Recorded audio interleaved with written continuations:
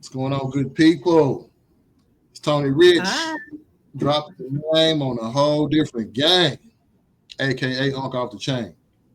And I'm always representing the intellectual hustle. And I'm also representing Grambling State University. Excuse me, the Grambling State University.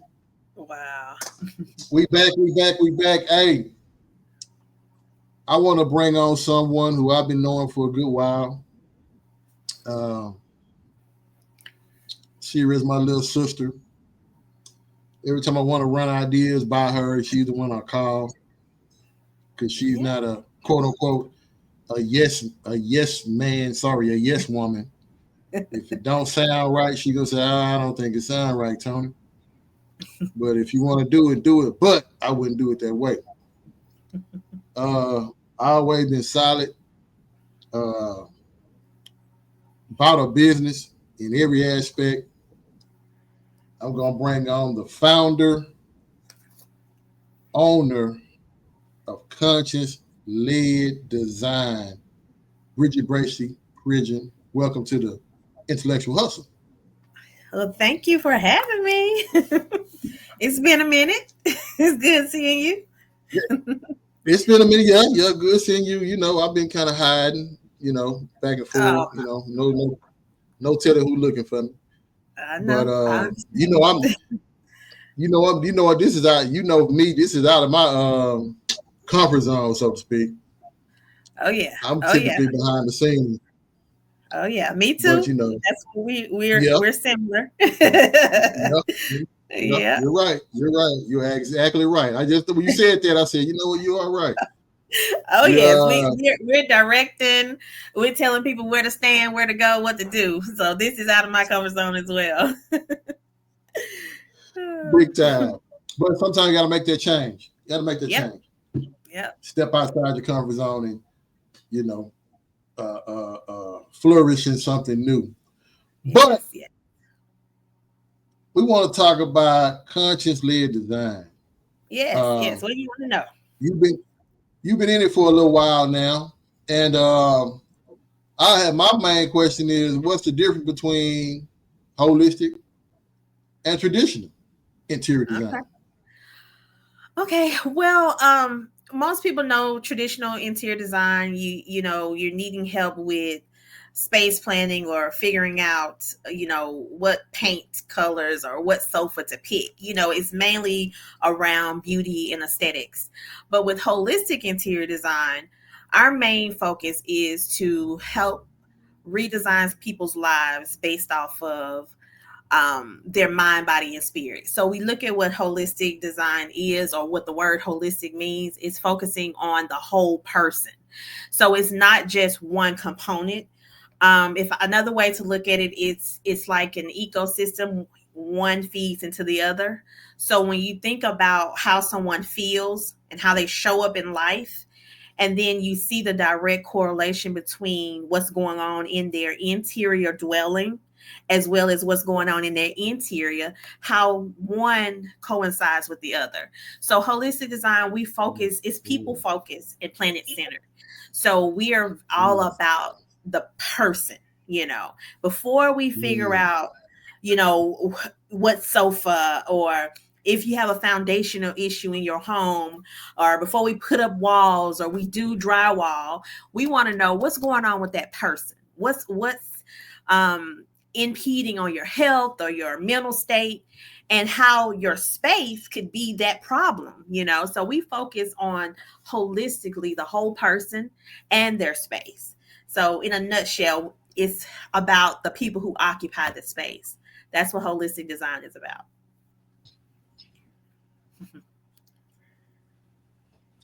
So technically, when you go in and you start a new project, Uh-huh. I guess what you just said, I guess that's the first aspect of recreating their space, finding out something about them, what colors. I mean, what type of how does that start? Well, for me, I lean very close to my intuition too, because usually when someone comes to us, they have a problem, but a lot of times they don't even they don't even know the extent of their problem. They might say, hey, I want to redesign this space because it's ugly, right? And then after I get there, and just like beauticians get in your client's business, interior designers, we get really into people's business, right? And when you get there, you may find out, wait a minute, you got a little bit more going on that's impeding on your health, or that you're not even recognizing that is a problem. You're coming to me because you're thinking it's ugly, and then I see what's not being said, basically. And so for me, Mm. I lean a lot towards intuition. I'm very in tune and connected spiritually. And sometimes, I've even had people to call me the house whisperer before, because I can see and hear things that people don't normally see, right? And so when I Mm. have those moments and I'm able to go through my design questionnaire, trying to figure out, okay, what is it that you desire? What is it that you need? How do you want to feel in your space? I ask a series of different questions to really get people talking. And when people start talking, that's when things start coming to the surface. They may have called because their space is ugly, but then we get there and then we see that we not only have foundational issues within the way their house is being ran, or you may have an issue where you're struggling with a cough, and you don't know why you have this cough. And then I realized you have a water leak under your sink. Now you have a mold issue. They didn't even know, because they called because their space was ugly. But just by talking to them, I find out different things. I find out, oh, you have some breathing issues, and and I can kind of see, okay, what could be impeding on their health? What's in this space that's not serving them anymore? So every case is different. It's no, cookie cutter type of style. In terms of our approach, again, we're focusing on the person first. And then we see all of the things that's connected to that person and vice versa, and see where the imbalance is. So, question: Uh-huh. when they fill out a questionnaire, Uh-huh. like I just thought that was interesting when you said they had a water leak with mold under it, right? Uh-huh. So I guess that would affect their mental or emotional well-being. Oh, yes, all of them actually, because mold is very, very dangerous. It Mm-hmm. is Yeah. something that comes in many different forms. It looks different, different colors, and a lot of people miss it. And it's hidden a lot of times. And something as simple as a slow leak under a sink in a bathroom or a kitchen could be growing mold very slowly, and it's something Mm-hmm. that you don't even know that's there. Most people up under their kitchen and their sink, they may have, um, a lot of cleaning products or anything that's up under their sink that may be in the way, and they don't hear or see the small leak. And over time, if since it's small, they don't have a whole lot of water damage, but they may have something leaking somewhere and it's causing mold to grow, right? So every time they Mm-hmm. go in their kitchen, or every time they open up that cabinet to get something out, and they notice they may have a little cough. Well, most people think, oh, it's a change of season, or it was whatever, environmental, which is also a big Mm-hmm. factor. But most people might not think automatically, I could be having something in my home right now that is causing me to have this cough, right? And then they go to try to self-medicate, or they go to the doctor and it's like, oh, you got an upper respiratory infection. But then you don't even know that it's your home that's making you sick, that type Mm-hmm. of thing. And so what we typically can do, we have some meters that we can go in and check for moisture in the home, to check if it's mold in the home. That's another part of the service. but also checking the air quality to make sure that it's not an airflow issue, or you having too much dust in the air, or too many like your vents or your HVAC system is clogged. All those things that could be other factors of that cough, right? So that's Mm-hmm. kind of like the detective component of our brand, and what we do is because we want to figure out what could be hindering your health in your environment. And then at the end of it, the design component, you can also look at it as like a physical manifestation of all of the other work that we've done. So we look at the mold issue or the possible mold issue as a physical issue, right? That we have Mm-hmm. uncovered. But think about what mold can do to a person. You said something about mold could it can affect their mental, physical. Yes, it can Yeah. do all of those things. And so when you have a level with mold toxicity, that causes people to act abnormally mentally. You can have, headaches, you can have floaters, you can have, it affects everyone differently. You know what I'm saying? It can Right. show up in respiratory, it can show up in breathing, it can show up in all Right. these different areas, but it also can show up where it's affecting your mood, right? And so when your Mm-hmm. mood is affected, now that's a domino effect. You have issues with your relationship, issues with communicating. It's like a snowball effect. And if you think about what the root cause may be, it could be something in your environment that is impeding on your health, the health of your relationships, the health of your body, all of it, your health of your air quality, all of those things. And so that's why I like for people to understand the word holistic is to look at things from every angle. It's like an ecosystem. One feeds into the other, right? And Mm-hmm. when you Right. understand it as an ecosystem, then you understand that you cannot disconnect from the other. So, for example, if you're going through something emotionally, right? And it's really taking a toll on you. Well, emotions, they show up in your body and they get trapped in your body. That can affect your physical body. What emotions can affect how you show up at work. It can affect how you interact with your family, right? So if that can affect your emotions, can affect all those different areas. What do you think something in your home that is physically causing you to be sick, how it is all connected? So if anything, I want people to see what it is that we do is how everything is interconnected, and you cannot have one without the other. Right. So, in a nutshell,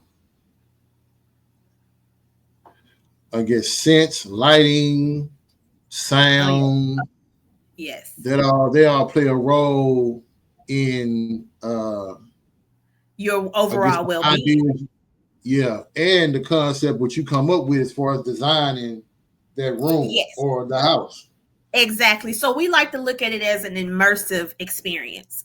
So when you look at the word immersive, we are there to heal, so to speak, and in what's the evoke all of your emotions, your scent, your smell, your sight. So that's the good thing. That's actually the fun and most exciting part for me as well, because when we get to that part and we're getting to have this immersive experience, I get to create and be really creative in lighting and how I use lighting, ambient lighting, task lighting, even us creating sensory rooms. We love to do sensory rooms where we utilize chromotherapy, light therapy for healing, Mhm. like blue light, how blue light is affected on the body, red light, if you're having some issues with wound healing, or you're trying to get over a sickness, how you can utilize red light for that, how you can utilize green light when you have a migraine. So when you're utilizing chromotherapy, that's another way for us to heal the space. Another name for us is the space healers, because we are about healing people's spaces and utilizing all of these modalities to do that.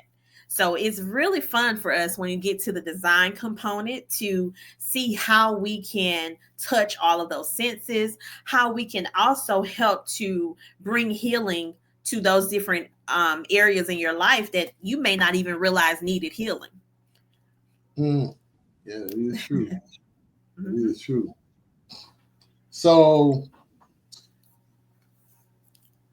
the material you use Hmm. when you're designing these rooms, I guess, since I'm just going back to the scent, sound. So some of these material have, let's just say wood, for example. They might had the sealant on the wood. Yes, yes, Uh, is it any type of different type of material you use as yes. far So as? what we try to do, what in the overarching theme, we try to be as sustainable as possible. For one, Mm, the interior design industry is one of the biggest contributors to our overall waste issue in the world, because the construction and building and interior design industry, we have a lot of waste because of furnitures, because of things that don't normally break down, right, in a landfill, so to speak. right, And so we right, want to right. try to keep a lot of those things out of the landfill, because what a lot of people don't know, when the landfills get um, too full, they push this stuff into the ocean. Okay, so that's a Yep, whole nother issue, right? So one thing that yep. we try to do in our sustainable piece is to see ways that we can limit waste. Okay, and so a part of that is whenever we can reuse, recycle, upcycle, we do. If you have a piece that has good bones, a good foundation, if we can, upcycle it, paint it, refinish it, we try to do that first, right? But a lot of people, they like new stuff. They want to, oh, I want to redo this space. I want it brand new. That's fine too.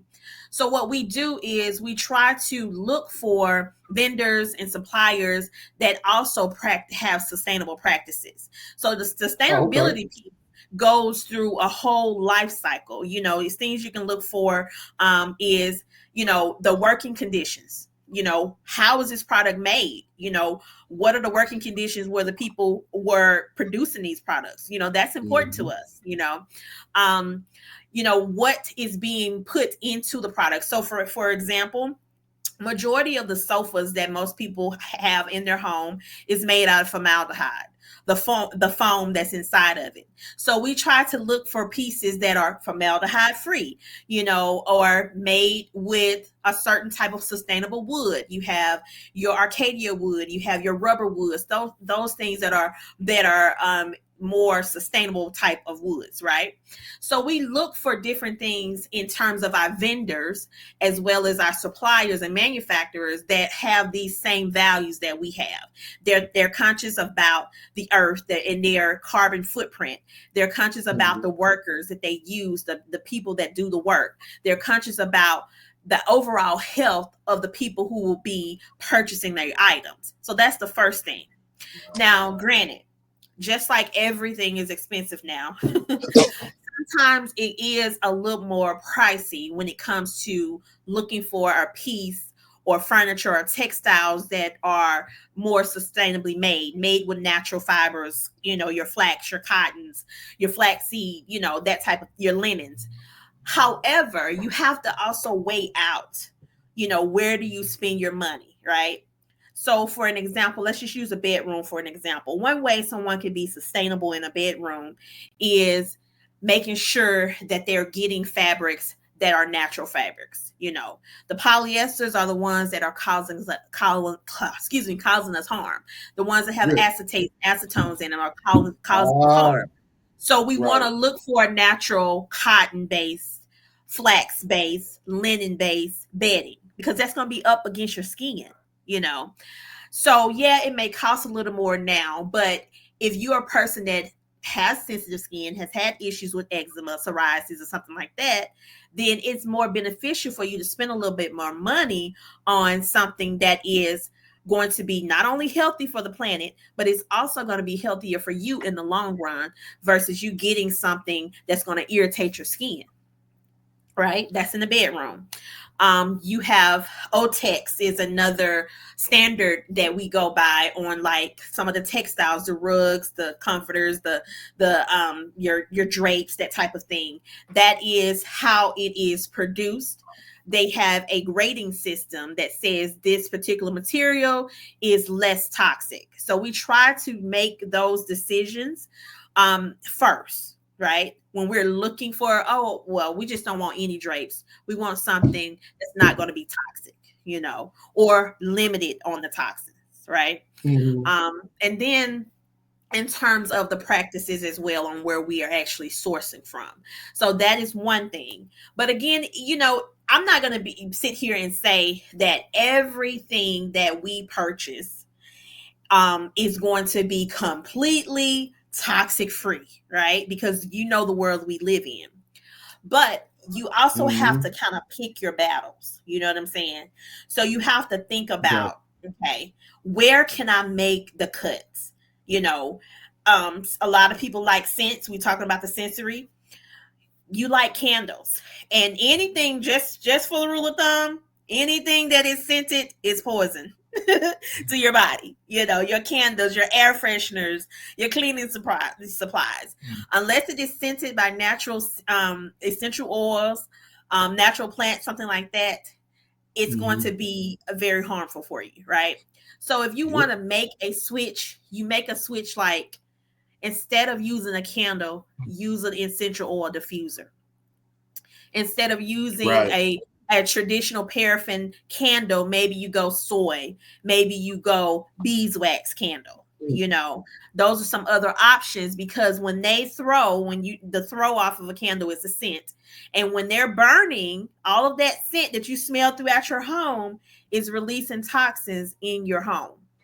So it's like, do you want to breathe in these toxins, or do you want it to smell nice? And so most people say, I want it to smell nice. But some people don't want to compromise when it comes to what things smell like.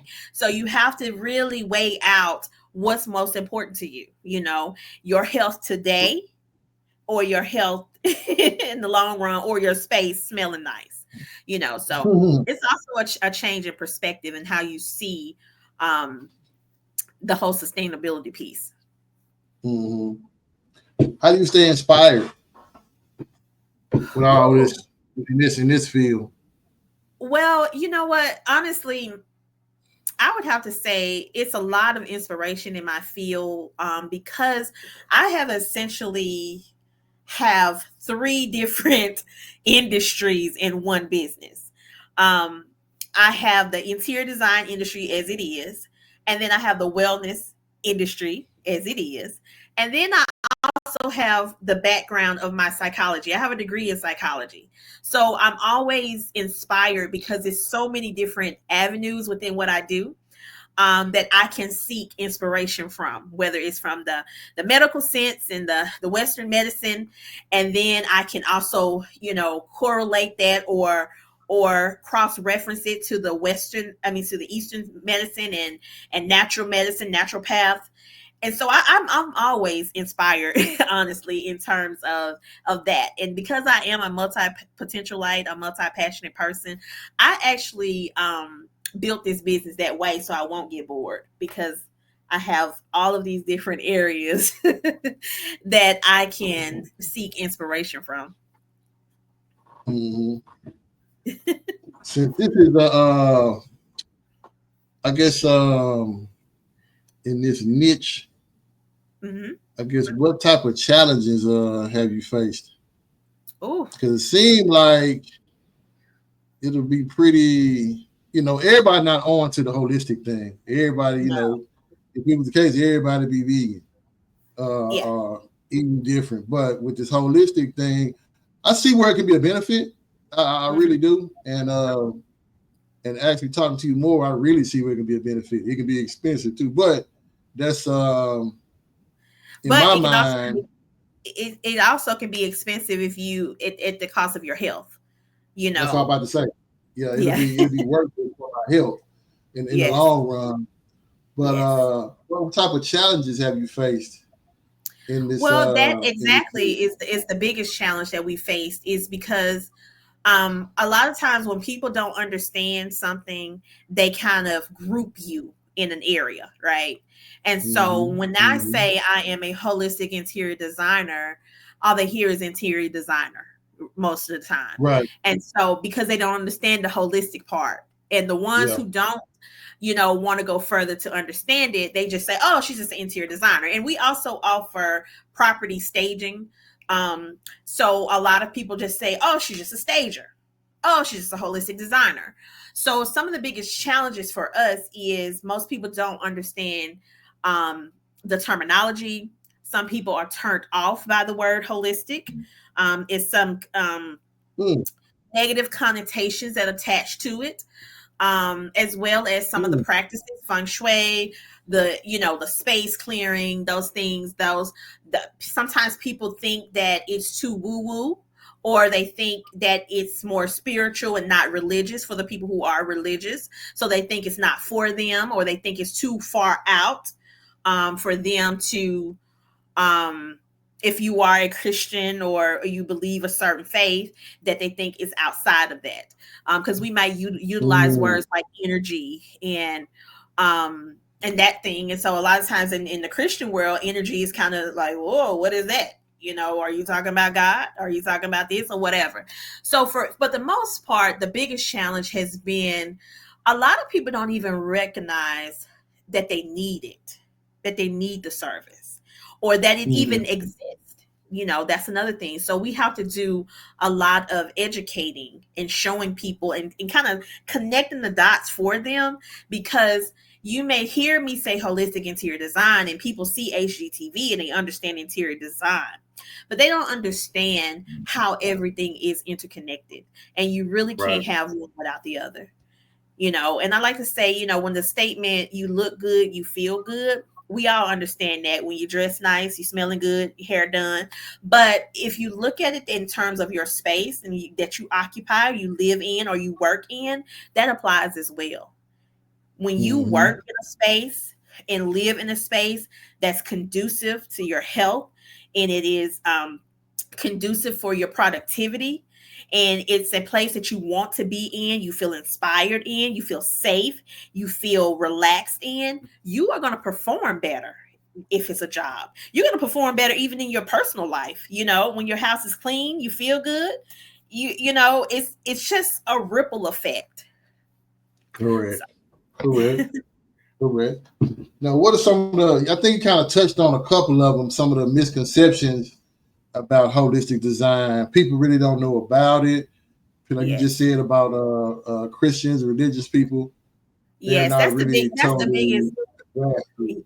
Yeah, that's the biggest misconception, that they think it's not for them, because if they think that they're Mm, religious, that they cannot have this type of service, and that's not it. mm, Um, we are not here to convert anyone into any other type of spiritual, religious, doctrine or anything like that.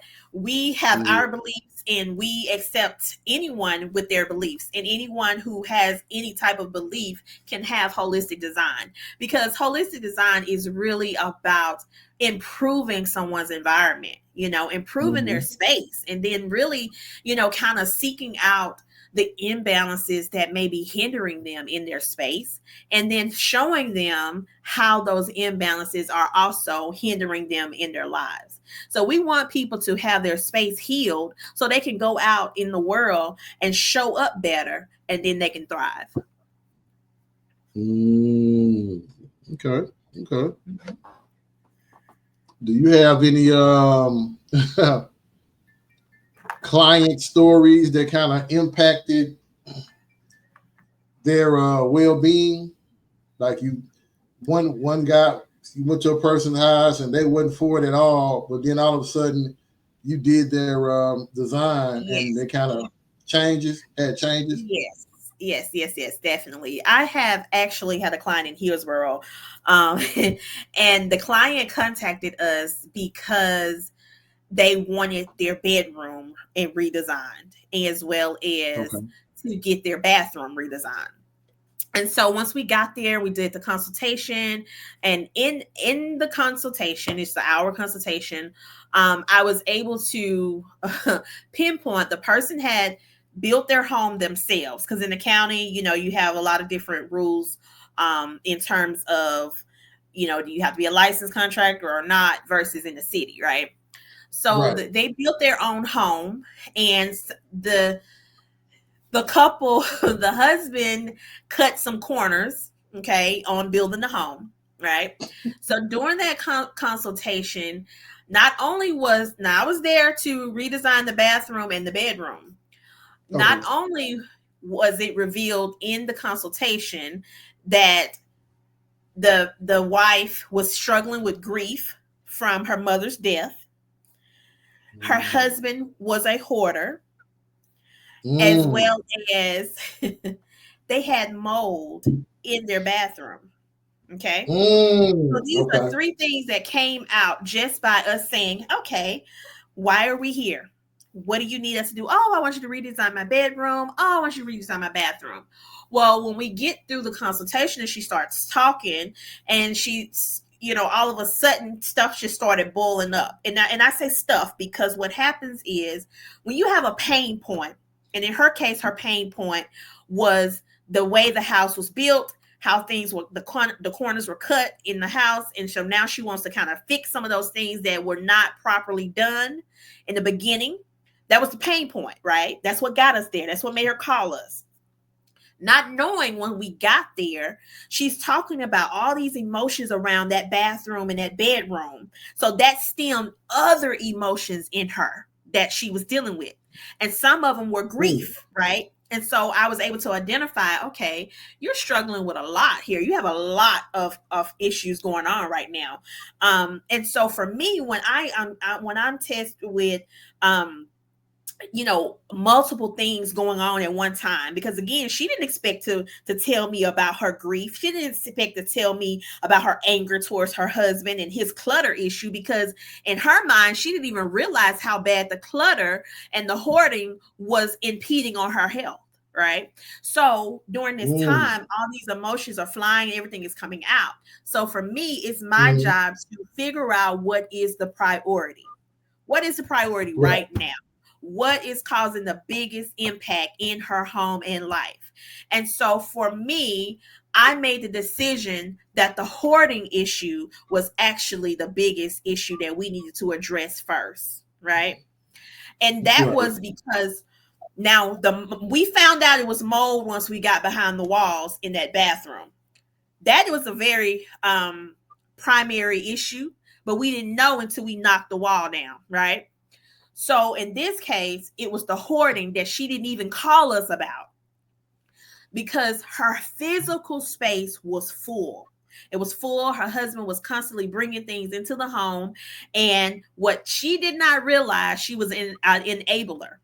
She disagreed with his hoarding Mm. tendencies, but she was Mm. enabling him, because every time he would say, "Hey, honey, I saw this at the thrift store. Do you like it?" "Well, yeah, I like it. I guess we could use it." And then he'll bring it home. And that went on for years and years and years. And so I was able to go in and help them identify first that your primary thing is we need to clear this space. We need to clear this space so that first you can see, you can breathe, and we can start the healing process when it comes to your physical space. And that will give you the biggest impact, because we need to Mm. see some negative space so that you can at least think and breathe, right?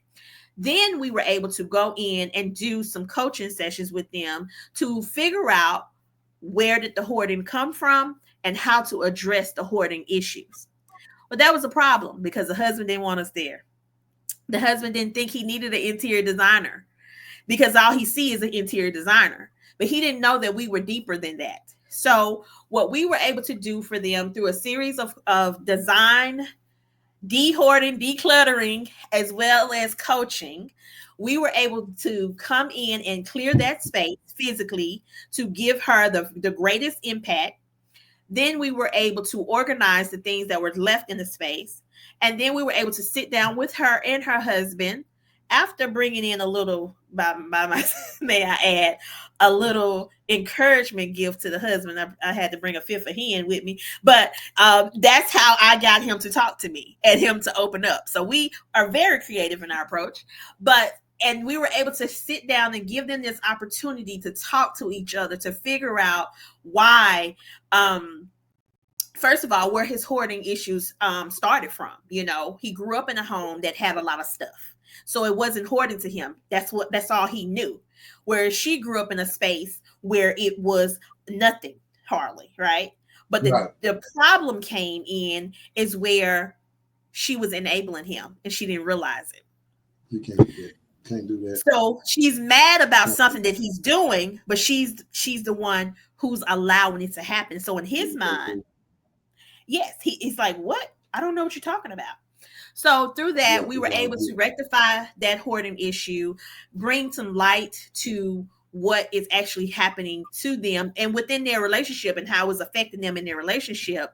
And then at the end, we were able to redesign the bathroom and the bedroom. And so now we went through that whole process and now we heal their space, you know. Mhm. Now,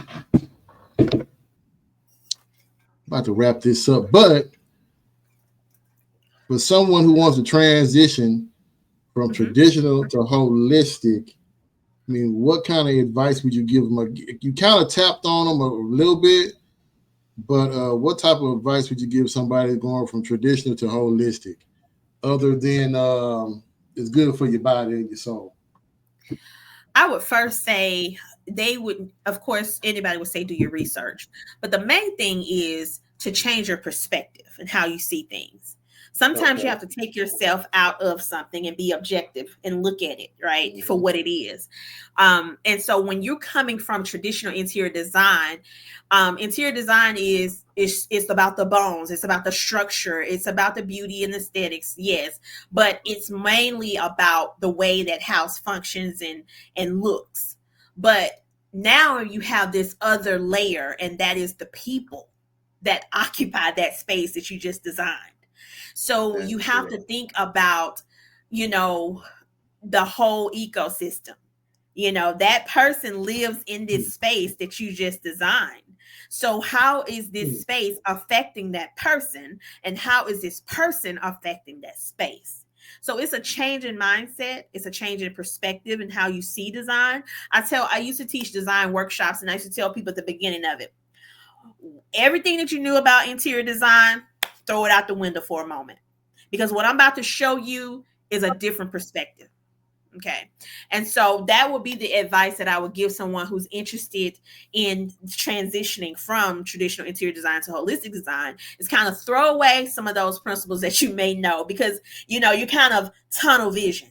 And in this case, you Right. can't be so tunnel vision because just like me, I'm in a consultation and I found out she has grief. Her husband is hoarding, all these different Oh. issues. Mhm. And she called me to redesign her bathroom and her bedroom. And then, of course, after we knocked down the wall, we found out it's a leak and she has mold, you know. So it's all about shifting that perspective and then do your research because there's so many different areas in interior design anyway that people can branch off into different types of careers that you can do with interior design.